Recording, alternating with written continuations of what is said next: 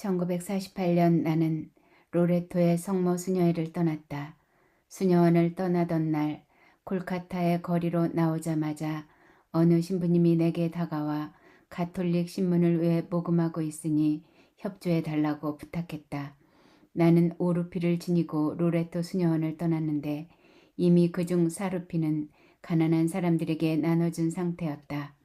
잠시 머뭇거렸지만 난 결국 남아있던 마지막 루피를 그 신부님께 드렸다. 그런데 그날 오후 그 신부님이 날 만나러 왔다.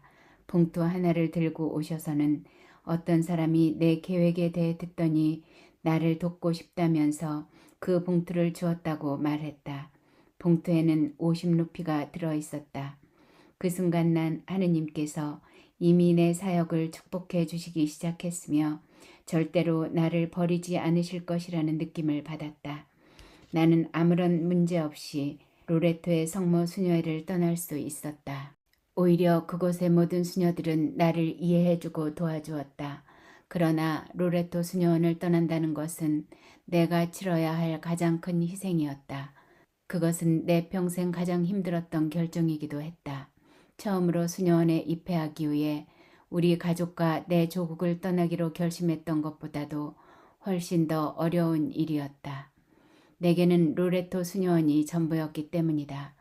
그곳에서 나는 영적 수련을 했고 1937년에는 수녀로 종신 허원을 했으며 예수님께 나를 전적으로 봉헌했다. 또한 나는 내가 하고 있던 일, 그러니까 여자 아이들을 가르치는 일이 몹시 마음에 들었다. 지금 나와 함께 있는 젊은 수녀들은 대부분은 내가 직접 가르친 학생들이다. 나는 지리와 역사를 가르쳤다. 그때만 하더라도 나는 언젠가는 내가 가르쳤던 수많은 장소들을 여행하면서 돌아볼 수 있을 것이라고 전혀 상상도 하지 못했다.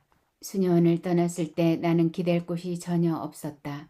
동행도 없었고 어느 누구의 도움도 바랄 수 없었으며 돈도 일할 곳도 도움을 받을 수도 없었고 물질적인 안정을 약속할 수 있는 그 어떤 것도 없었다. 그때 내 입에서 이런 기도가 솟아나왔다. 하느님, 저는 당신밖에 없습니다.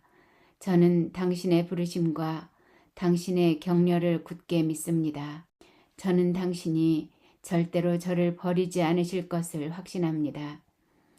버려진 사람들을 묻게 하려면 잠잘 곳이 필요했기에 나는 잠잘 곳을 찾기 시작했다. 쉬지 않고 걷고 또 걸었다. 기운이 완전히 빠질 때까지 걸었다. 그때 나는 항상 약간의 먹을 것과 약을 찾아다니는 가난한 사람들의 좌절과 절망을 좀 더 잘 이해할 수 있게 되었다.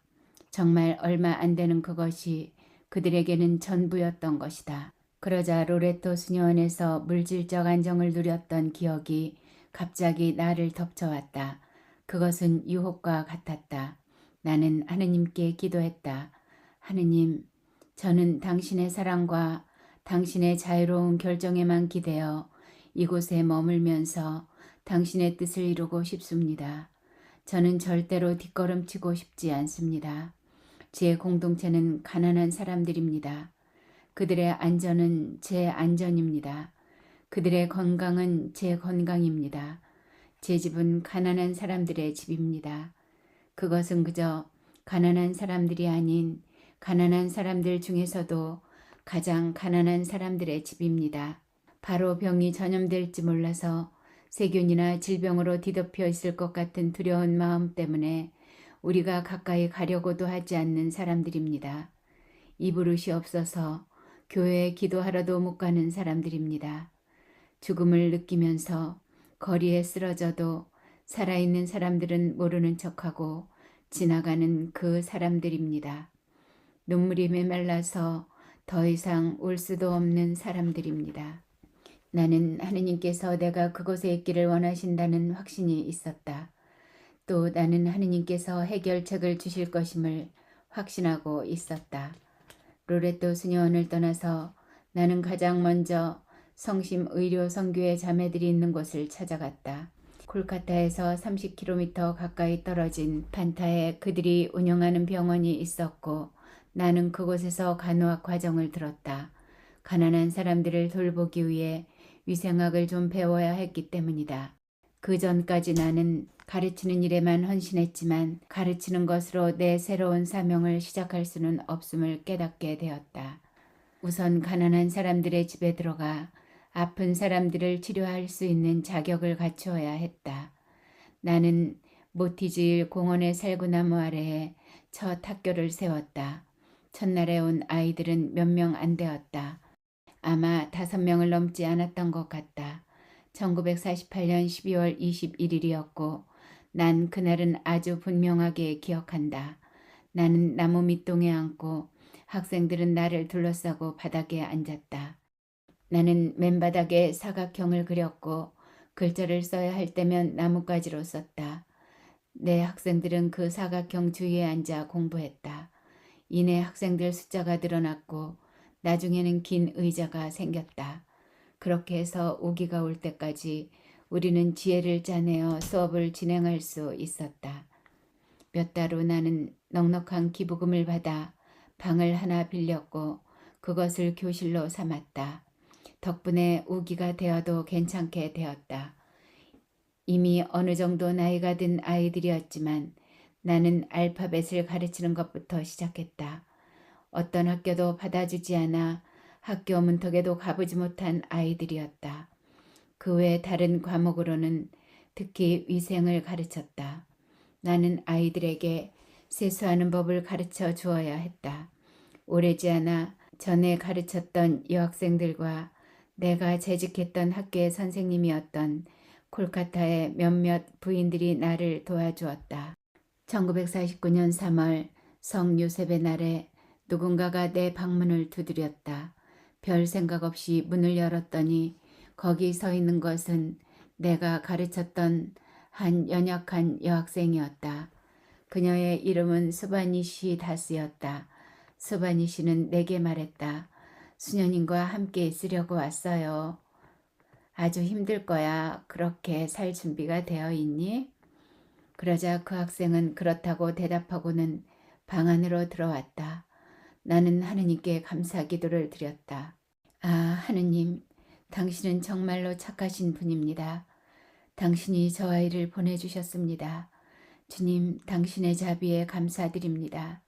1949년부터 젊은 여학생들 몇 명이 차례로 도착했다. 모두 하느님께 헌신하고 싶어 했다. 모두 기쁜 마음으로 값비싼 사리를 벗고 허름한 옷으로 갈아입었다. 그들은 앞으로 얼마나 힘든 일이 기다리고 있는지를 잘 알고 있었다. 오랜 시간에 걸쳐 내려온 카스트 제도 속에서 상류 계급에 속해 있는 젊은 여성이 소외된 사람들에게 봉사하기 위해 올 때 그런 행동을 정의 내릴 수 있는 말은 혁명뿐이다. 그것도 모든 혁명 중에서 가장 어렵고 가장 커다란 사랑의 혁명이다. 우리 선교회의 서약한 최초의 자매들은 내가 로레토 성모 마리아 학교에서 가르쳤던 젊은 여성들이었다. 그 이후로 세계 곳곳에서 젊은 여성들이 달려왔다. 우리에게는 놀라운 부름을 받은 수녀들이 수백 명이나 있다. 그들은 아주 아름다운 글로 입회를 요청하곤 했다. 예를 들어 이런 글이다. 가난한 사람들에게 봉사하는 길로 나아가고자 저는 기도와 희생과 가난으로 가득한 새로운 삶을 살기를 원합니다. 1950년 교황 비오 12세가 사랑의 성교회를 승인했다. 10월 7일 로사리오의 복되신 동정녀 마리아 주기린 그날이 바로 사랑의 성교회가 공식적으로 출범한 날이다. 그날 로마에서 성교회 승인 소식이 도착했다. 사랑의 성교회라는 이름을 고른 사람은 내가 아니다. 사랑이란 말은 부르심 그 자체에 이미 내포되어 있었기 때문이다. 이 이름은 우리가 누구인지를 보여준다. 우리는 예멘과 같은 이슬람교 국가에서도 하느님의 사랑을 전하는 수녀들이다. 사람들은 우리를 하느님의 사랑을 전하는 사람들이라고 부른다. 그것은 우리가 기쁜 마음으로 그리고 마음속으로 진정한 행복을 느끼면서 일하는 것을 보기 때문이다. 처음에 나는 수녀들의 식사 수준을 콜카타의 가장 가난한 사람들에게 맞추기로 결정했다. 그러나 판타의 의료 선교 자매의 수녀들은 우리 자매들이 잘 먹어야 한다고 나를 설득했다. 결국 나는 그들 의견을 받아들였다. 의료선교 자매 소속의 덴젤 수녀는 결심한 듯이 내게 말했다. 만일 자매들에게 소금만 친 맨밥만 먹게 한다면 큰 범죄를 저지르는 결과가 될 겁니다. 얼마 되지 않아 많은 수녀들은 폐렴에 감염되어 죽고 말 것입니다. 적절하게 먹지도 못하고 어떻게 일할 수 있겠습니까? 가난한 사람들은 일을 얼마 못하고 병들어서 젊은 나이에 죽습니다. 수녀님, 당신 자매들이 그들과 똑같은 죽음을 맞기를 원합니까? 튼튼한 몸으로 그리스도를 위해 일하는 것이 더 낫다고 생각하지 않습니까? 형편없는 식사는 안 됩니다. 수녀님, 제 말을 들으십시오. 당신의 자매들이 가난한 사람들을 위해 일할 수 있도록 충분한 영양을 섭취하도록 하십시오. 덴젤 수녀의 현명한 충고를 되새기면서 나는 항상 자매들에게 이런 말을 한다. 우리가 해야 하는 일은 건강한 육체를 필요로 합니다. 따라서 우리는 언제나 스스로 자기 건강을 보살펴야만 합니다. 식사를 세심하게 준비하고 받은 것은 모두 먹어야 합니다. 이것은 우리의 욕구를 만족시키기 위한 것이 아니라 우리가 하느님을 위하여 하느님과 함께 일하고자 한다는 것을 하느님께 보여드리며 희생과 보답의 삶을 살기 위해서입니다.